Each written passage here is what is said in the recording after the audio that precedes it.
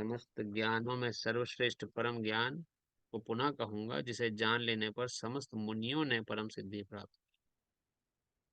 तो ये ज्ञान भगवान जो दे रहे हैं, ये समस्त ज्ञानों में अब तक का जो ज्ञान दिया है भगवान ने, उससे श्रेष्ठ ज्ञान है। अब इससे श्रेष्ठ ज्ञान में जो अ, बताया गया है, वो ये बताया गया, क्या अब तक जो हमने ज्ञान पढ़ा, क्या वो श्रेष्ठ नहीं था? वो भी श्रेष्ठ था, लेकिन उन सभी ज्ञानों में सर्वश्रेष्ठ ज्ञान ये वाला ज्ञान। क्यों कह रहे हैं भगवान? भगवान भक्ति रूपी ज्ञान भी दे चुके हैं। पूरा मिडिल सेक्शन हमने समझा, 7वें अध्याय से लेके 12वां अध्याय जो था, वो पूरा भक्ति योग के ऊपर था। तो वो भी सर्वश्रेष्ठ ज्ञान है। इस ज्ञान को ही श्रेष्ठ क्यों बता रहे हैं भगवान? क्योंकि इस ज्ञान को लेने के बाद, और मुनियों इस ज्ञान को लेने के बाद हम उसको एनालिटिकली समझ पाएंगे, जो भी अभी तक हमने सुना। और अगर मन में इसके बाद भी कोई, जैसे कोई संशय ना रह जाए मन में कि ऐसा भगवान ने कहा, कि भगवान की बात को और पुख्ता रूप से, जैसे कोई व्यक्ति समझाता है, कोई एक किसी एक इन्फॉर्मेशन को, जैसे हम इलस्ट्रेशन के साथ समझाते हैं, एग्जाम्पल देके समझाते हैं, तो उस प्रकार से भगवान इस ज्ञान कर रहे हैं कि समस्त ज्ञानों में सर्वश्रेष्ठ ज्ञान है, जिसे लेने पर समस्त मुनियों ने परम सिद्धि प्राप्त की। ये भी हम पढ़ चुके हैं कि मुनि शब्द क्यों आया है, भक्त क्यों नहीं आया? क्योंकि भक्त को इस ज्ञान की आवश्यकता नहीं है।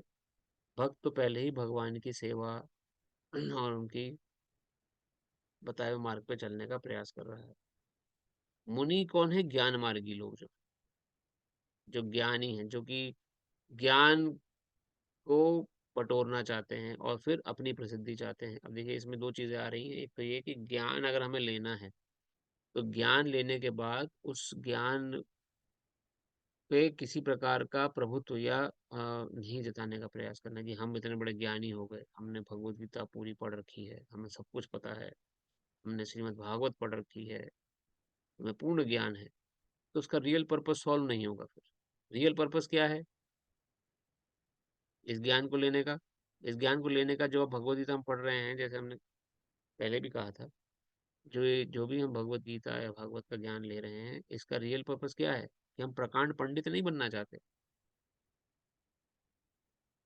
कि हमें बहुत ज्ञान हो जाए और हम उस प्रकांड पांडित्य के ऊपर गर्व महसूस करें, और फिर हमें सब कुछ पता हो और हम लोग हमारी तारीफ करें। ऐसा हमारा उद्देश्य नहीं है। इस ज्ञान को लेने का उद्देश्य क्या है? कि हम भगवान से प्रेम करना सीख जाएं, बस। असल उद्देश्य यही है। कैसे हम भक्ति करें, डिवोशनल सर्विस। ये अर्थ क्या है? Devotional service. डिवोशनल सर्विस क्या होती है? 9 प्रकार की है। श्रवणम, कीर्तनम, विष्णु सुननम, अर्चनम, वंदनम, दास्यम, साख्यम, आत्मनिवेदनम। इन 9 प्रकार की नवदा भक्ति में से कोई एक मार्ग को हम पकड़ लें, ये इस ज्ञान को लेने का उद्देश्य है, देने का उद्देश्य है। पंडित नहीं बनना हमें, ना हमें अपना पांडित्य किसी पे स्थापित करना है, ना ही कोई मेडल चाहिए हमें, ना ही कोई पुरस्कार चाहिए कि आपने इतनी भगवत गीता याद कर ली है, इतना सब कुछ आपको कंठस्थ पता है। ये इस जब तक वो असल उद्देश्य नहीं प्राप्त हुआ, क्या? भगवान की भक्ति, प्रेममय भक्ति शुरू नहीं हुई, तब तक सब कुछ बेकार है। ये ज्ञान भी किसी काम का नहीं। तो इसलिए ज्ञान जो भगवान दे रहे हैं, ये हमें भक्ति तक लेके जाएगा। कैसे हम प्रेम करना सीख जाएं भगवान से। भगवान खाली इसलिए ना पूजें भगवान को क्योंकि वो भगवान है, इसलिए हम उनकी आवभगत कर रहे हैं, इसलिए उनकी सेवा कर रहे हैं, उनसे डर के मारे नहीं। हम भगवान से प्रेम करें जैसे हम अपने पुत्र से प्रेम करते हैं, जैसे हम अपने बच्चों से प्रेम करते हैं, जैसे अपने माता पिता से प्रेम करते हैं। कोई उद्देश्य नहीं किसी का भी किसी के प्रति, कि हमें ये उद्देश्य पूर्ण होगा तभी हम अपने संतान से, अपने माता पिता से प्रेम करेंगे, या अपने परिवार से प्रेम करेंगे। अगर उद्देश्य पूरा नहीं तो कोई मतलब नहीं हमें, ऐसा कुछ थोड़ी होता है। तो ये है असल प्रेम। भगवान से हम ऐसे प्रेम करें जैसे वो हमारे ही परिवार का भाग है, हमारे बहुत निकटतम है, हमारे प्रिय हैं। ये उद्देश्य है भक्ति योग का, भक्ति तक पहुंचाने का और इस ज्ञान को लेने का। और वो उद्देश्य भगवान स्वयं बता रहे हैं, समस्त मुनि, इसलिए मुनि शब्द यहाँ पर आया है क्योंकि मुनि उस स्टेट पर नहीं होते हैं, मुनि ज्ञान मार्गी हैं। भक्ति योग भक्त का नाम इसलिए नहीं आया है। दूसरे श्लोक में हमने पढ़ा, इस ज्ञान में स्थिर होने पर, कौन से ज्ञान में? ये जो हम आत्म तत्व का ज्ञान है, भगवान से प्रेम किस प्रकार उत्पन्न किया जाए, कैसे हम भक्ति करना सीखें, इस ज्ञान में स्थिर होकर मनुष्य मेरी जैसी दिव्य प्रकृति का प्राप्त हो जाता है। तो जब भगवान से प्रेम करेंगे तो कृष्णमय हो जाएंगे, कृष्ण के ही जैसे हो जाएंगे, उन्हीं की प्रकृति को प्राप्त कर लेंगे। कि भगवान कृष्ण प्रकृति के, भगवान से प्रेम करने से पहले हमें अपने बुराइयों को छोड़ना पड़ेगा। आलस, कई लोग आलस के मारे भोग नहीं लगाते, अरे कौन भोग लगाए भगवान को? अभी गरम गरम बना है, गरम गरम खाने में जो स्वाद है, अब भगवान को भोग लगाएंगे थोड़ा ठंडा हो जाएगा, फिर उतना मज़ा नहीं आएगा। ऐसा कई लोगों के मन में विचार रहता है।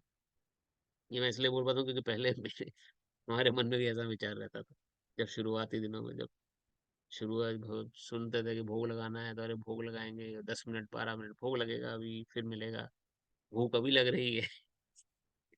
इस प्रकार से विचार आते थे मन में, लेकिन अब रियलाइज होता है कि कितने निकृष्ट विचार, जिन जिन परम पिता की कृपा से प्रसाद मिला खाने को, जिनकी दी हुई शक्ति से हम खाना खा पा रहे हैं, जिनकी दी हुई शक्ति से खाए हुए खाने को पचा पा रहे हैं, उन्हीं को ही अर्पित करने का हमें समय नहीं है।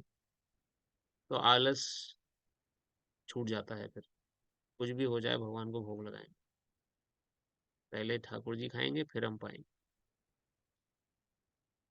तो इस प्रकार से बुराइयां धीरे धीरे जाने लगती हैं और भगवान की प्रकृति को प्राप्त करने लगते हैं हम। आलस चला जाएगा, ईर्ष्या चली जाएगी।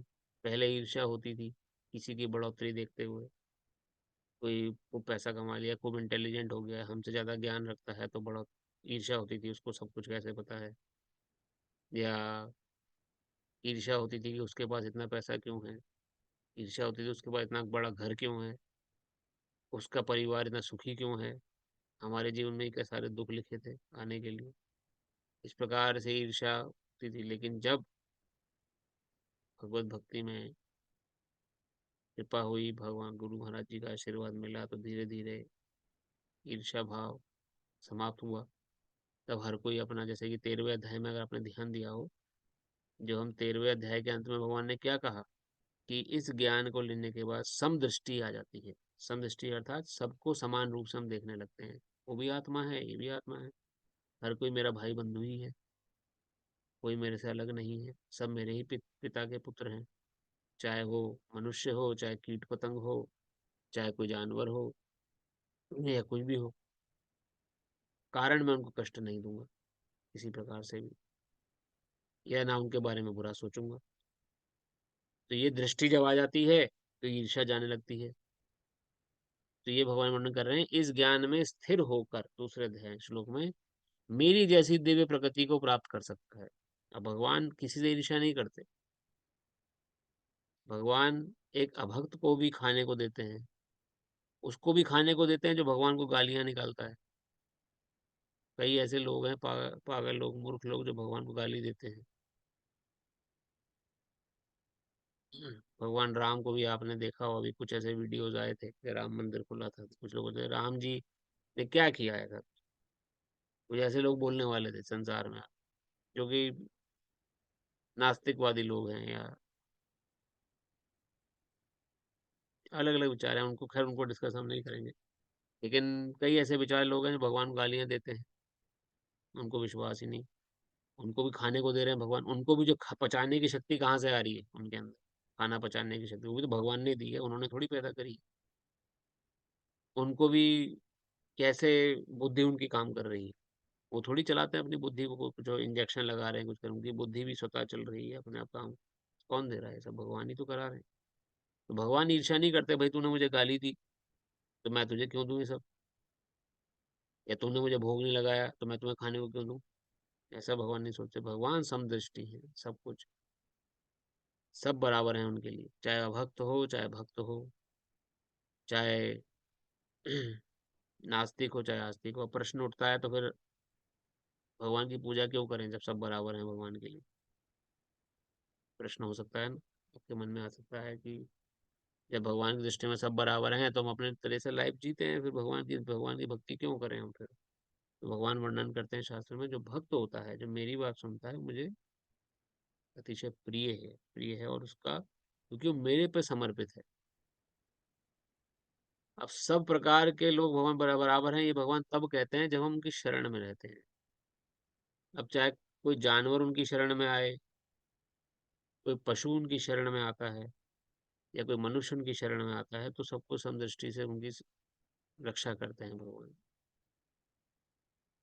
जो शरण में नहीं है भगवान के, जो अपने से जीवन जिंदगी जी रहा है, उसको बेसिक नीड पूरी हो रही है, लेकिन उसको भगवत संबंधी ज्ञान के अभाव होने के कारण उसके कर्म बंधन उसको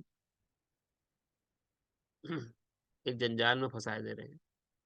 जो कर्म कर रहा है इस प्रकार, भगवान पे विश्वास है नहीं, तो दूसरे जीवों को मार के खा रहा है, तो उस मार के खाने से जो कर्म मिला, उसी कर्म ने उसे बांध दिया।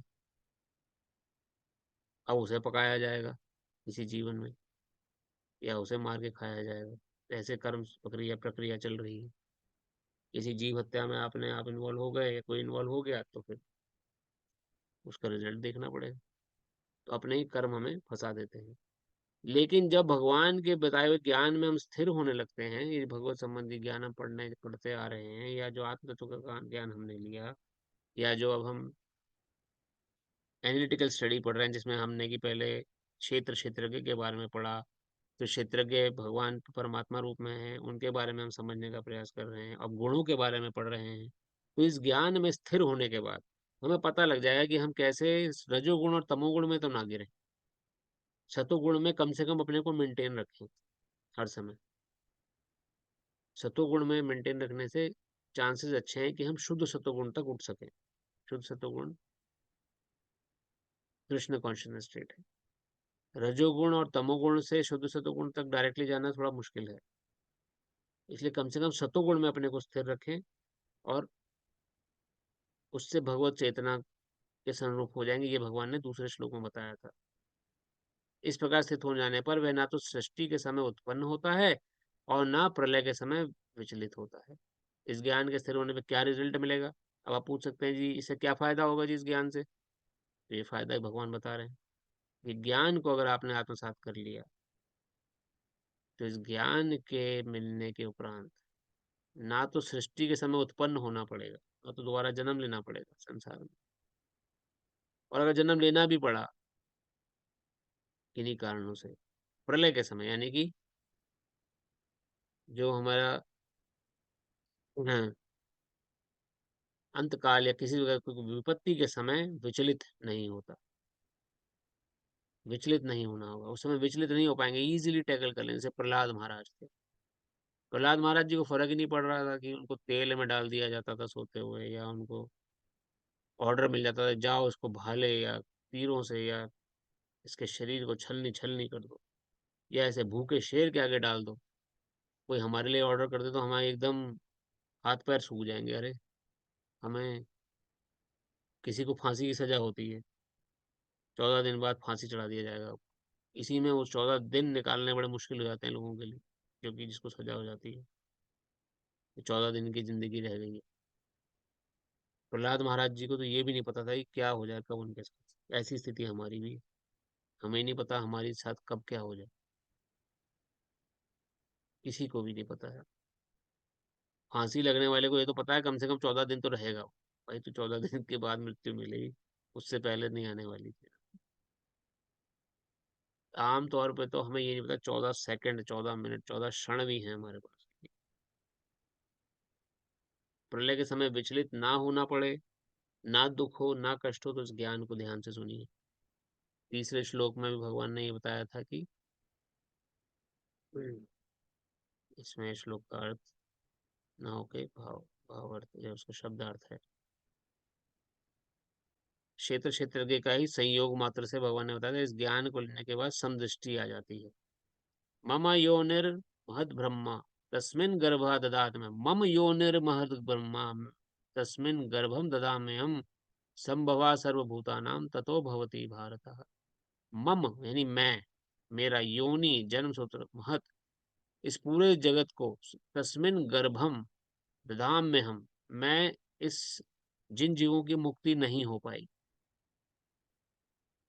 जिन जीवों की मुक्ति नहीं हो पाई है, उन जीवों को भगवान गर्भ में स्थापित करते हैं। किस गर्भ में? संसार रूपी गर्भ में। संसार रूपी गर्भ क्या है? जो हम देख रहे हैं इस समय, जिसमें हम सभी बैठे हुए हैं संसार में, इसमें भगवान स्थापित करते हैं। दोबारा से उनको चांस दिया जाता है कि भक्ति करें। चौथा श्लोक।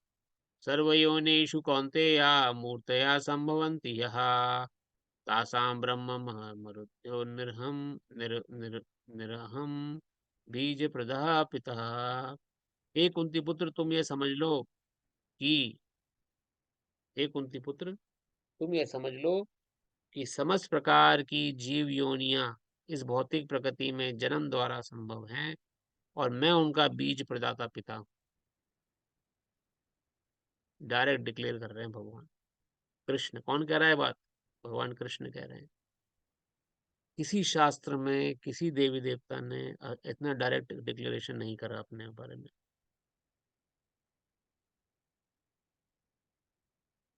तो भगवान स्वयं कहते हैं मैं भगवान हूँ, और साथ साथ बाकी देवी देवता भी एक्सेप्ट करते हैं कि हाँ, कृष्ण ही भगवान है। जैसे ब्रह्मा जी ने ब्रह्म संहिता में डिक्लेयर किया, देवकी पुत्र गोविंद तमहम भजामि। हे देवकी पुत्र गोविंद, मैं आपका भजन करता हूँ, आपको प्रणाम करता हूँ। स्वयं भगवान श्री कृष्ण ने कहा। शिव जी ने वर्णन किया, हे उमा कहूँ तुम्हें अनुभव अपना, सत्य हरि भजन जगत सब सपना। तो शिव जी ने भगवान को, शिव जी ने एक्सेप्ट किया कि हाँ, कृष्ण भगवान है। हे उमा कहूँ तुम्हें अनुभव अपना, सत्य हरि भजन जगत सब सपना। मैं हरि का भजन करता हूँ। ब्रह्मा जी ने एक्सेप्ट किया कि कृष्ण भगवान है। गोविंदम आदि पुरुषम तमहम भजामि। गोविंद ही आदि पुरुष है, मैं उनका भजन करता हूँ। देवकी पुत्र गोविंद आदि पुरुष हैं, ये भी वर्णन किया उन्होंने। गोविंद के नाम के तो कई लोग हो सकते हैं। देवकी पुत्र गोविंद आदि पुरुष हैं, उनका भजन मैं करता हूँ, उनसे ऊपर कोई नहीं।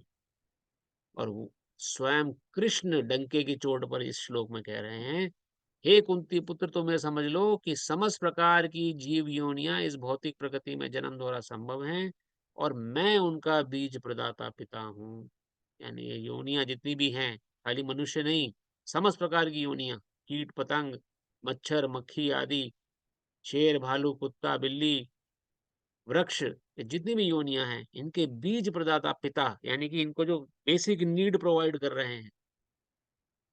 सांस लेना, कांस्टेंट सप्लाई है नाक के नीचे ऑक्सीजन की, 24 घंटा 365 दिन। जरा सी ये सप्लाई में ऊपर नीचे हो जाए, तुरंत हॉस्पिटल में एडमिट किया जाता है। हम सबके नीचे नाक की सप्लाई ऑक्सीजन कौन दे रहा है? भगवान। बीज प्रदाता पिता स्वयं भगवान कह रहे हैं मैं हूँ। खाने को हमें कौन दे रहा है? कृष्ण। असल में खाने कहाँ से मिल रहा है? भगवत गीता के अनुसार भगवान दे रहे हैं। तात्पर्य श्लोक श्रील प्रपात की जाए। इस श्लोक में स्पष्ट बताया गया है कि भगवान श्री कृष्ण समस्त जीवों के आदि पिता हैं। सारे जीव भौतिक प्रकृति तथा आध्यात्मिक प्रकृति के संयोग हैं। ऐसे जीव केवल इस लोक में नहीं, अपितु प्रत्येक लोक में, यहाँ तक कि सर्वोच्च लोक में भी, जहाँ ब्रह्मा आसीन है, पाए जाते हैं। जीव सर्वत्र, पृथ्वी जल अग्नि भीतर के भीतर भी जीव हैं। पृथ्वी जल तथा अग्नि के भीतर भी जीव हैं। ये सारे जीव माता भौतिक प्रकृति तथा बीज प्रदाता कृष्ण के द्वारा प्रकट होते हैं। तो माता कौन है? प्रकृति। और प्रकृति के गर्भ में बीज रूप में कृष्ण हमें स्थापित करते हैं, और उस प्रकृति के गर्भ से फिर हम उत्पन्न होते हैं।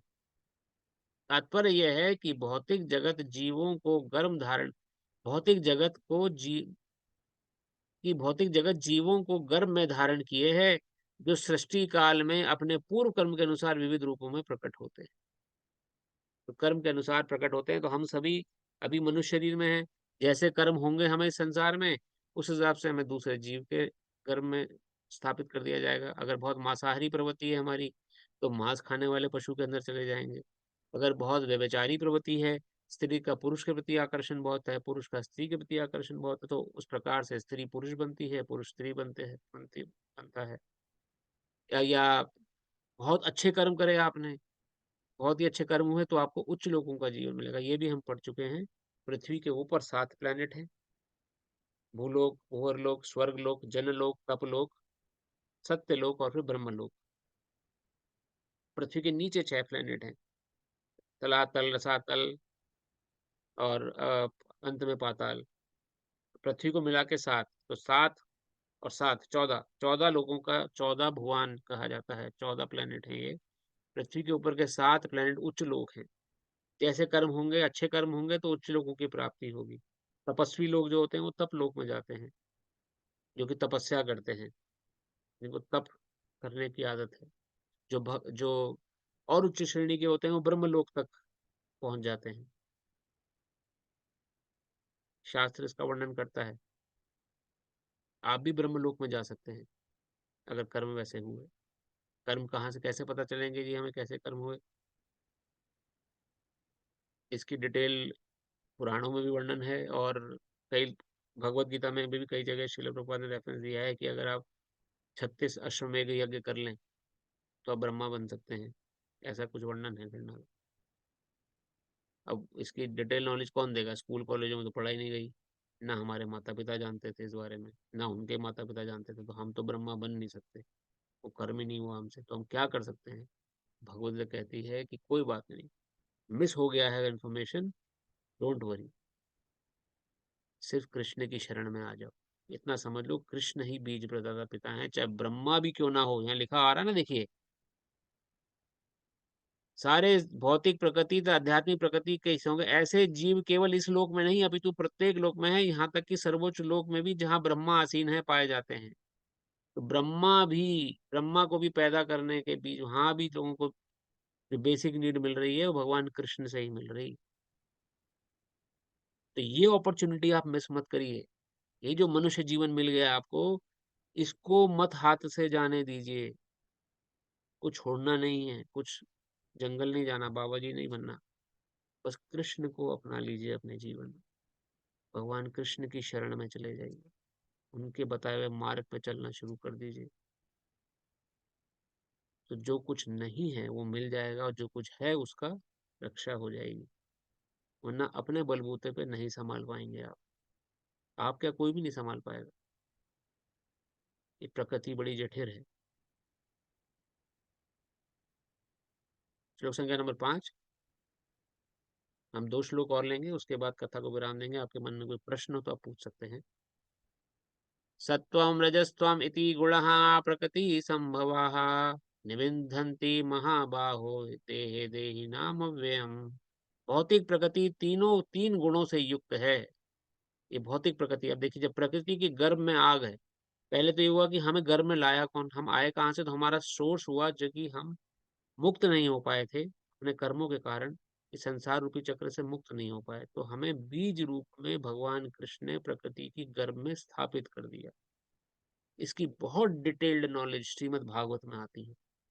अगर हमें मौका मिला और हम श्रीमद् भागवत पढ़ पाए आप सबके साथ, भगवान की इच्छा से, गुरु महाराज जी के आशीर्वाद से और मंदिर के डायरेक्शन में, इस्कॉन मंदिर डायरेक्शन में, तो उसमें हम समझेंगे तीसरे अध्याय में, तीसरे खंड में कैसे प्रकट होता है जीव। बहुत डिटेल नॉलेज है। आपको जीवन में मौका मिले तो आप भी पढ़ सकते हैं।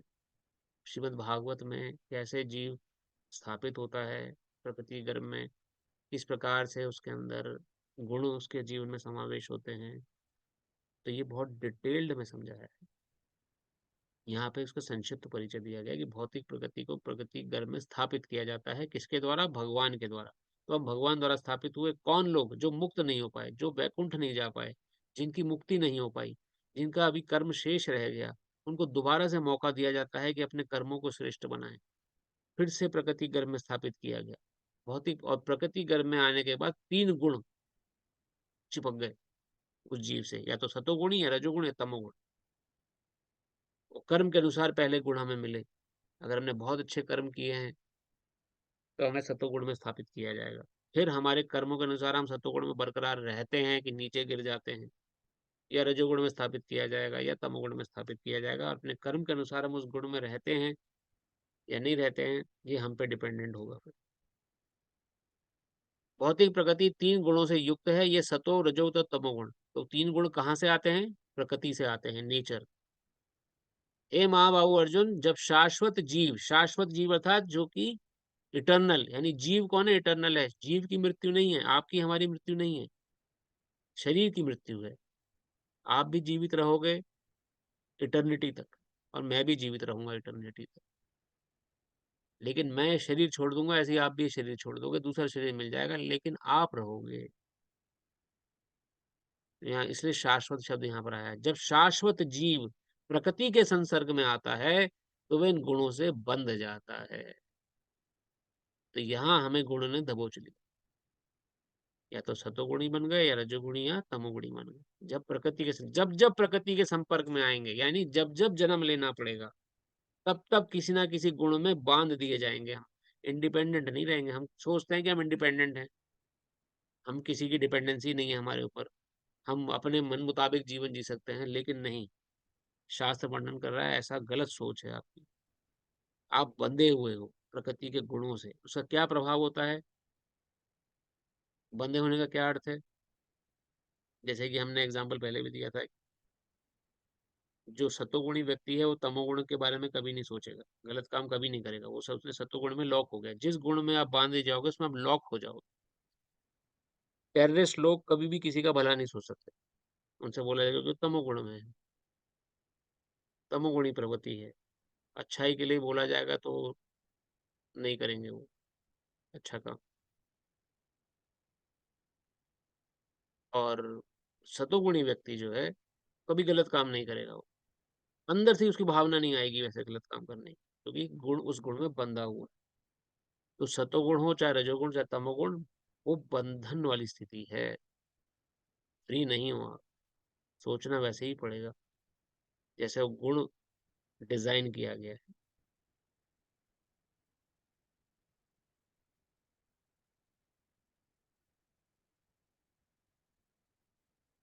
तात्पर्य शिल प्रपात की जाए, दिव्य होने के कारण जीव को इस भौतिक प्रकृति से कुछ भी लेना देना नहीं है। दिव्य होने के कारण इस भौतिक प्रकृति से कुछ भी लेना देना नहीं है। देखिए शास्त्र क्या बोल रहा है। इस भौतिक प्रकृति से हमारा कोई लेना देना नहीं है। जैसे कि आपको, आपके पास आशा माता जी के पास मैं जाता हूँ, माता जी मैं फिजिक्स की क्लासेस भी लेने जा रहा हूँ, क्या आप इंटरेस्टेड हैं? तो माता जी का क्या जवाब हो? माता जी कहेंगी फिजिक्स आप पढ़ाइए, दुनिया को पढ़ाइए, मुझे क्या लेना देना है फिजिक्स से। आप फिजिक्स पढ़ा रहे हैं, मुझे तो आप भगवत गीता पढ़ाइए, मुझे भगवत गीता से लेना देना। भगवत गीता आप पढ़ा रहे हैं तो उसको हम अटेंड करेंगे। तो इसी प्रकार जीव को इस प्रकृति से कोई लेना देना नहीं है, शास्त्र बोल रहा है। यानी संसार से हमारा कोई लेना देना है ही नहीं। जैसे मैंने रेस्ट एरिया का एग्जांपल दिया था, रेस्ट एरिया से हमारा कोई लेना देना है? तो वहाँ रिफ्रेश होने उतरे थे। हमारा असली गोल क्या था? शिकागो जाना है। डेस्टिनेशन क्या है? शिकागो है।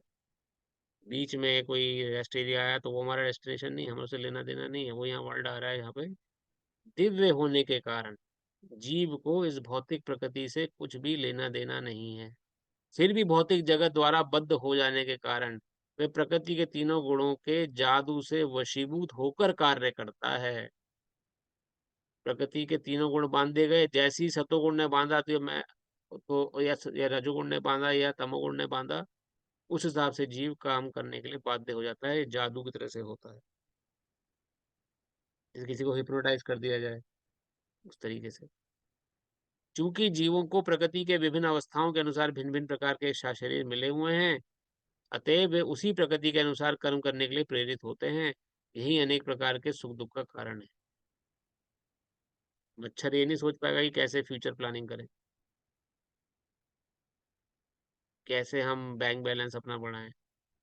ना ही बिल्ली कुत्ता अपना बड़ा ऐसा ऐसे प्लानिंग कर पाएंगे कि हमें ठंड में बाहर फिस, इतनी सर्दी है बाहर घूमना पड़ता है, अपना अच्छा घर बना के रहते हैं ताकि ठंड से बचाव हो जाए। क्यों? क्योंकि प्रकृति के गुणों द्वारा उनकी वो तमोगुण में है, उनके अंदर वो सोच है ही नहीं कि वो इस प्रकार की प्लानिंग कर पाएँ। उस शरीर के अनुसार उन्हें कार्य करना पड़ेगा जिस शरीर के अंदर वो है, और वो शरीर हम में से किसी को मिल सकता है, हमारे कर्म के अनुसार।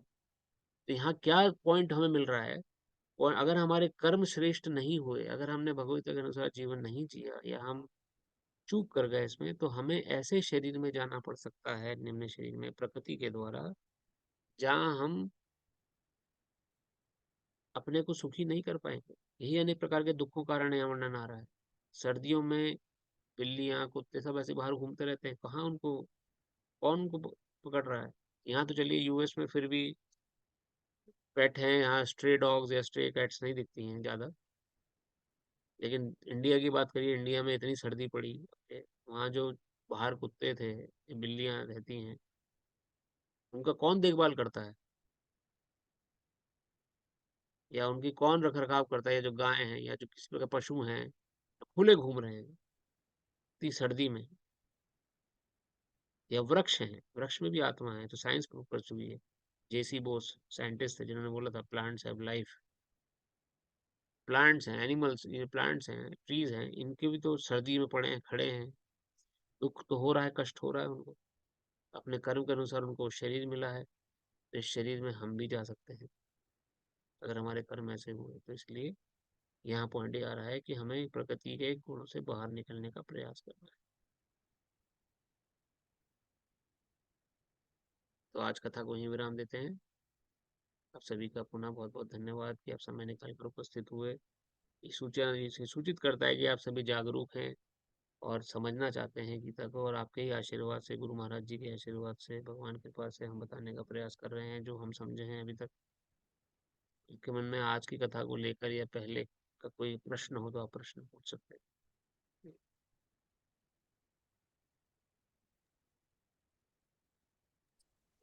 हरे कृष्णा प्रभु जी।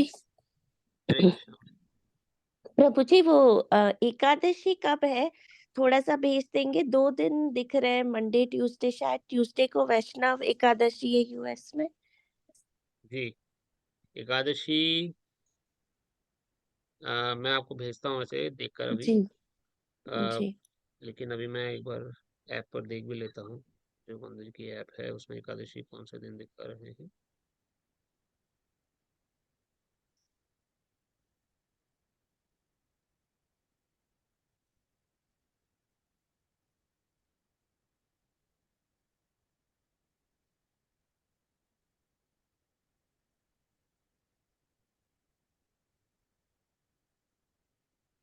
चैतृ एकादशी आएगी अब, हम्म। और ये दिखा रहे हैं 6 फरवरी की, ट्यूसडे। ट्यूसडे की एकादशी है। जी, ठीक मैं है। एक बार जी और वैष्णव कैलेंडर में भी देख लूंगा, तो वैष्णव तिथि क्या है, वैष्णव कैलेंडर के अनुसार वो तिथि कौन सी पड़ रही है, तो जी। वो भी मैं आज भेज दूंगा। तो ट्यूसडे अभी 2 दिन है देखा जाए तो। धन्यवाद प्रभु जी। हरे कृष्णा माता जी। कोई प्रश्न आज किसी भक्त का आज की कथा को हरे लेकर? हरे कृष्णा प्रभु। मैं थोड़ा सा, एक मुझे चीज समझ में नहीं आई, पूछ सकती हूँ? अभी टाइम है? माता जी बिल्कुल पूछ सकते हैं। ऐसे अभी आपने कहा ना कि जैसे एक जीवन में, हमारा एक जीवन है ये वाला, मान लीजिए उसमें सतोगुण में हम पहुंच गए और फिर उसमें मृत्यु हो गई, फिर जब अगला जन्म सतोगुण के अनुसार मिलता है, तो क्या उसके अंदर फिर वही सतोगुण स्थापित होते हैं और दूसरे गुण जो है भौतिक चीज उसको प्रभाव डालती है या नहीं डालती? जैसे जी, ऋषि बहुत कोई पैदा हुआ है, मुनि कोई मरा है, ज्ञानी पुरुष कोई मरा है, तो क्या वो हुँ। अगले जन्म में भी ज्ञानी ही बनेगा, वो ऋषि मुनि बनेगा, या फिर अलग से जो और हमारे 84 लाख करोड़ है उनमें जाएगा अगले जन्मों में? बहुत सुंदर प्रश्न है आपका। देखिए, भक्ति क्षेत्र में अगर आप एबीसीडी पढ़ लेते हैं, हाँ तो अगले जी। जीवन में ई से शुरू करेंगे। एबीसीडी दोबारा नहीं पढ़नी पड़ेगी, तो इसका मतलब फिर वो रजोगुण तमोगुण हम पर प्रभाव नहीं नहीं डालेंगे, करेगा। चाहे हम इस हाँ, भौतिक जगत में रहे?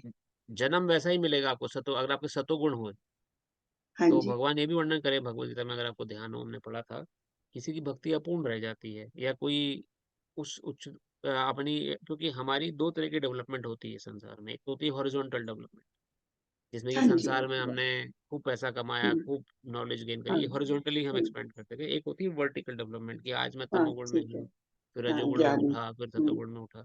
तो अगर आप सतोगुण तक उठ चुके हैं, तो वर्टिकल हाँ। डेवलपमेंट तो आपकी सतोगुण तक हो गई ना, अब आप अच्छा, नहीं नीचे फिर नहीं आएँगे, अगले जन्म में भी सतोगुण सतोगुणी में। में आएगा। वैसा ही स्वभाव, वैसे ही आपको परिवार, वैसा ही समुदाय, सब कुछ वैसा ही मिलेगा जो सतोगुणी स्वभाव का है, लेकिन भक्त नहीं होगा। अच्छा, ठीक है। वहाँ पे गिरने की टेंडेंसी बनी रहेगी, हुँ, हुँ।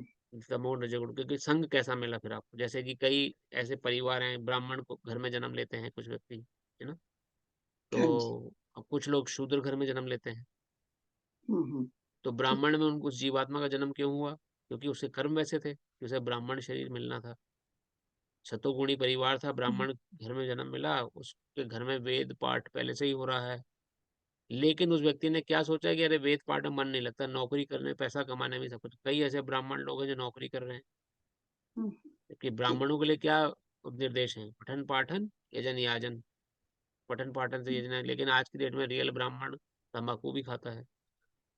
जो हुँ, ब्राह्मण है वो हुँ, क्या अपने को ब्राह्मण कहेंगे, जनेऊ धारण कर रखा है लेकिन तंबाकू खा रहे हैं।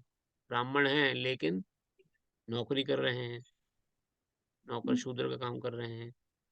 तो एक्चुअल में क्या है कि गुण के हिसाब से जन्म मिला, लेकिन अपने कर्म फिर क्या हुए वो प्रधान हो जाते हैं।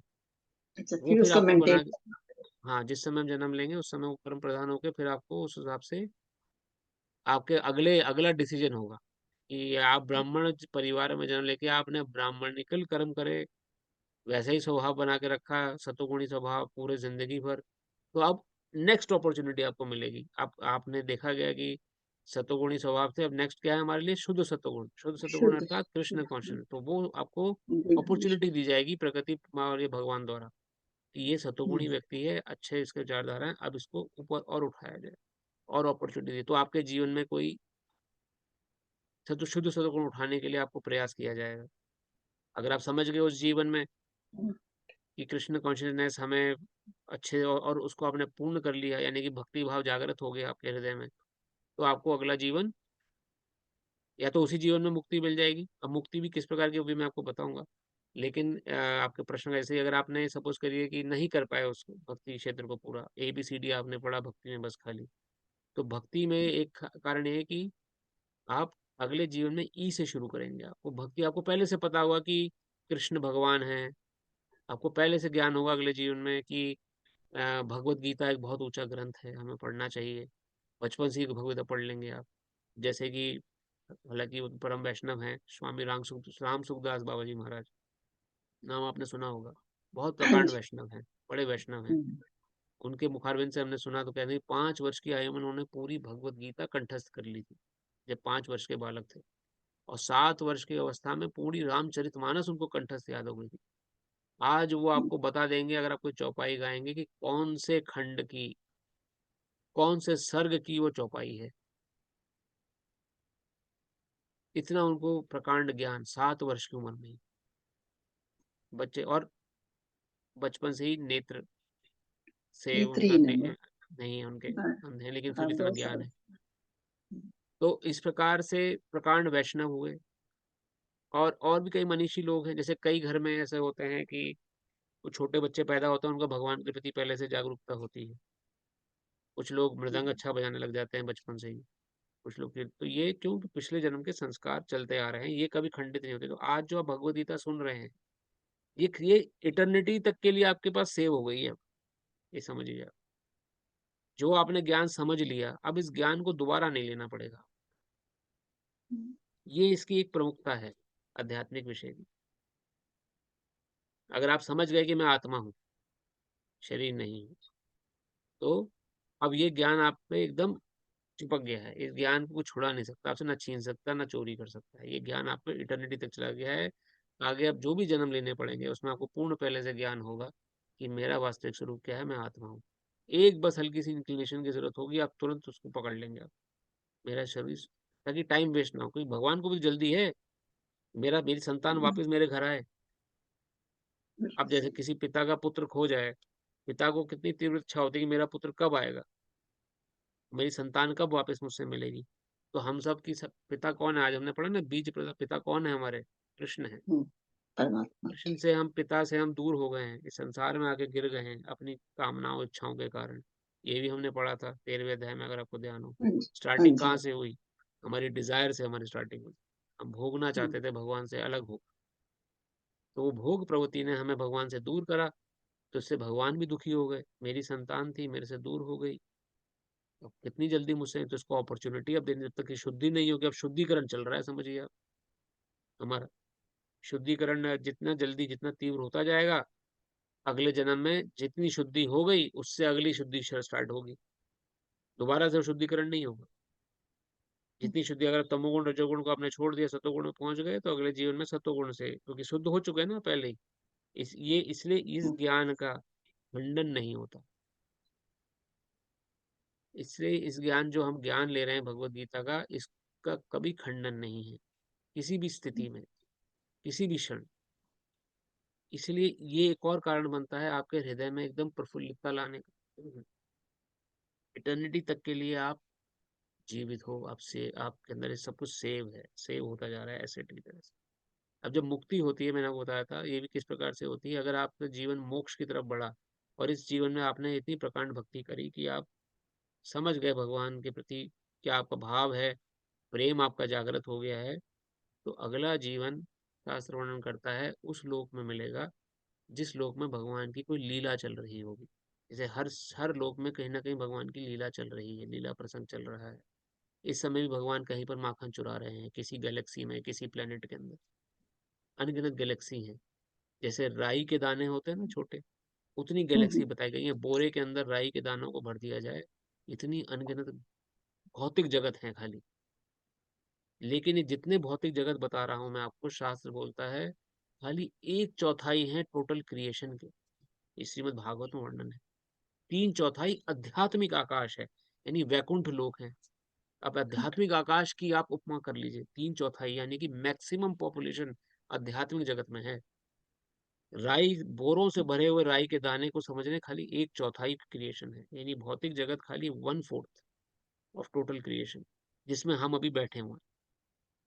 हुँ, और इस 1/4 में अगर हमने इतनी प्रकांड भक्ति करी, भगवान के प्रति प्रेम जागृत हुआ, तो अगला जीवन उस गैलेक्सी में मिलेगा जहाँ भगवान की लीला चल रही। क्योंकि इस चौथाई जगत में भी भगवान ने हमें अकेला नहीं छोड़ा है, किसी न किसी गैलेक्सी में भगवान की लीला चल रही है। भगवान या तो माखन चुरा रहे हैं, या भगवान राम रूप में अयोध्या पे शासन कर रहे हैं, या भगवान, इससे जिसके प्रति आपका भाव होगा, वैसा भाव जागृत होगा, उस प्लेनेट में आपको जन्म मिल जाएगा।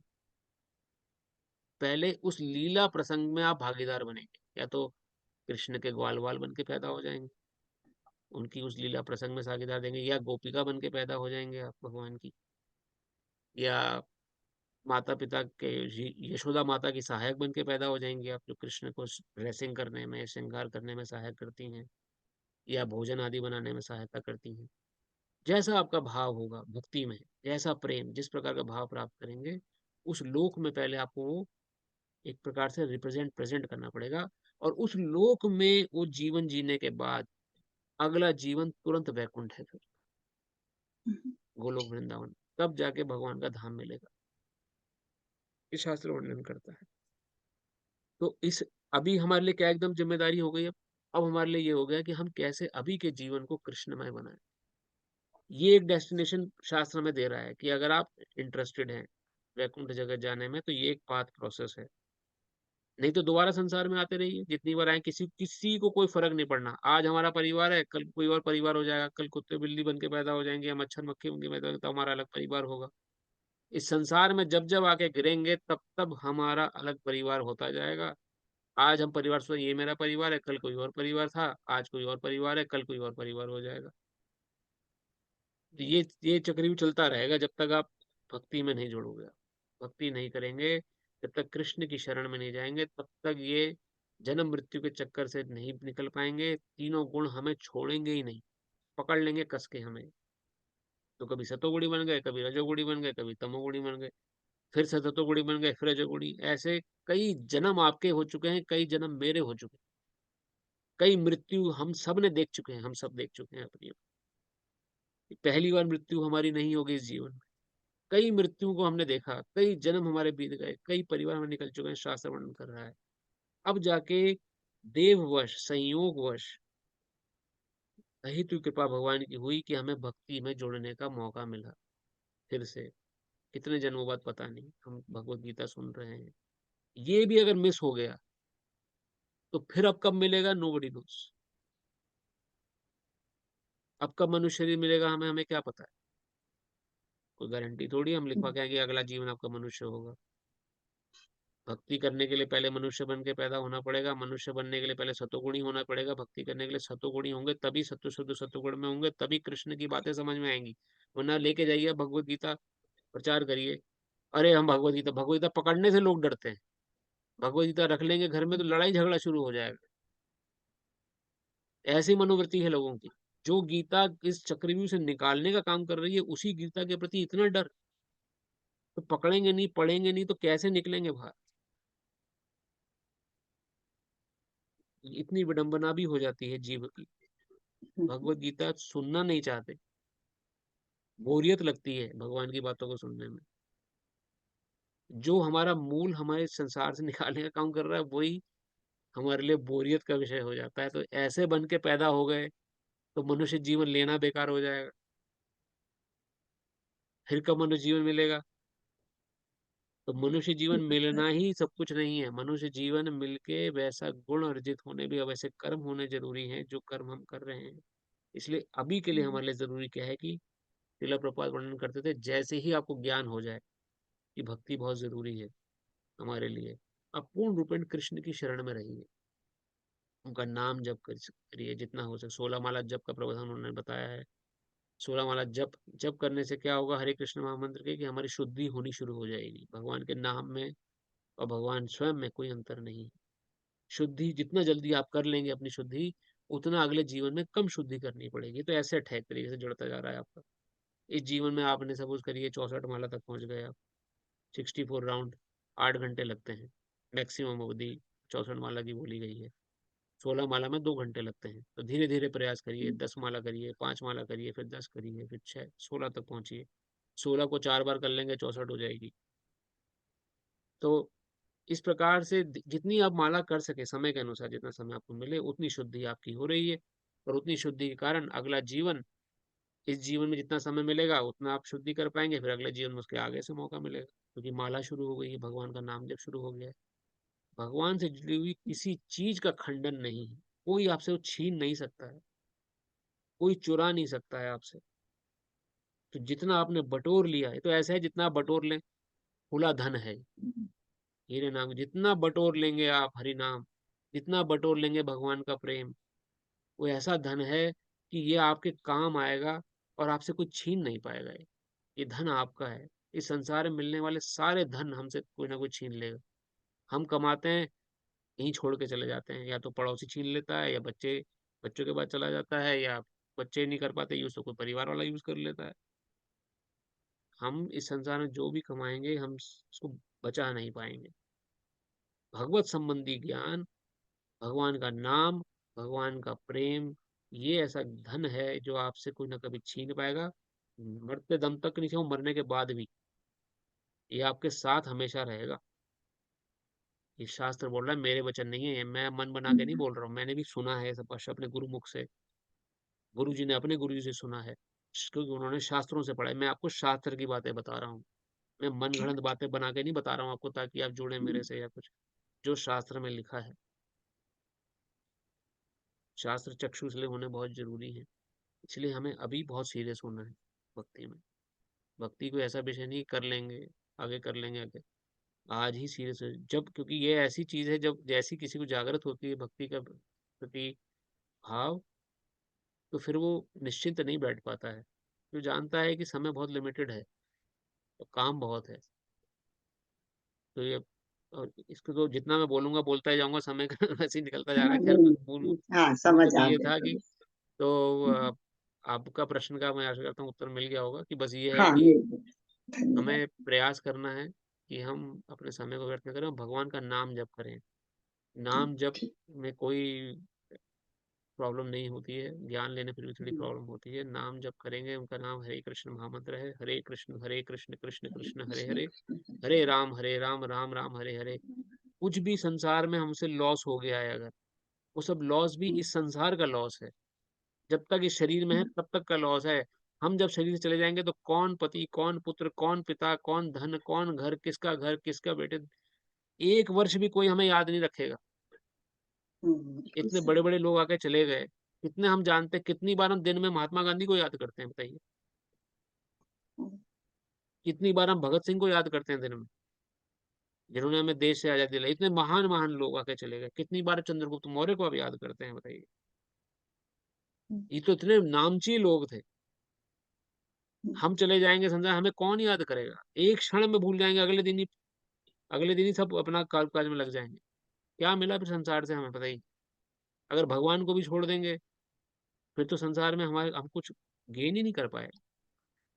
हुँ, इसलिए लोचन दास ठाकुर हमारे वैष्णव जन कहते हैं, लोचन बोले सही पापी एलो और गैलो, आया और चला गया बस। क्या हासिल हुआ? कुछ जी। नहीं हासिल हो पाएगा माताजी। इसलिए हुँ, शास्त्र को सुनना है, भगवान के प्रति प्रेम जागृत करना, यही हमारा असल धन है, यही हमारे परिवार का भी कल्याण करेगा। हुँ। हरे कृष्ण, हरे कृष्ण, बहुत अच्छा समझाया। धन्यवाद प्रभु आपका। हरे कृष्ण माताजी। हरे कृष्णा। समय थोड़ा-सा ऊपर हो गया है, कोई नहीं, नहीं प्रश्न पर ये आशा मेरा करते हैं हाँ, समझ आ गया। कोई धन्यवाद प्रश्न प्रभु आशा आपका करते हैं कोई ना बहुत-बहुत। हो आपके कोई और प्रश्न अभी है और किसी के मन में ठीक इस प्रकार का? ठीक है प्रभु सर। अगर प्रश्न नहीं तो आप सभी का बहुत-बहुत धन्यवाद। आज हमारे हरे बीच में एक कृष्ण। नए भक्त मैं उनका नाम देख रहा हूँ, पाल करके आए हुए हैं। उनका वीडियो नहीं आ रहा है लेकिन आशा करते हैं कि आपने सुना होगा, समझा होगा और आपसे प्रार्थना है कि आप जुड़े रहिए, जिससे कि भगवद गीता के अंतिम सेक्शन में आपको भी समझ में आ सके कि क्या चल रहा है। भगवद गीता तो ऐसा है जैसे कि हनी बॉटल होती है ना, हनी को आप चाहे बीच में से खाएँ, चाहे शुरू से खाएँ, बाद में खाएँ, मीठा ही लगेगा। तो इन शब्दों के साथ आप सभी का बहुत-बहुत धन्यवाद। भगवान से हम प्रार्थना धन्यवाद। करेंगे कि आपका आगमन सबका शुभ रहे और हम अगले हफ्ते कथा को आगे बढ़ाएँगे छठे श्लोक से। हरे कृष्णा। हरे कृष्ण प्रभु, धन्यवाद। हरे कृष्ण।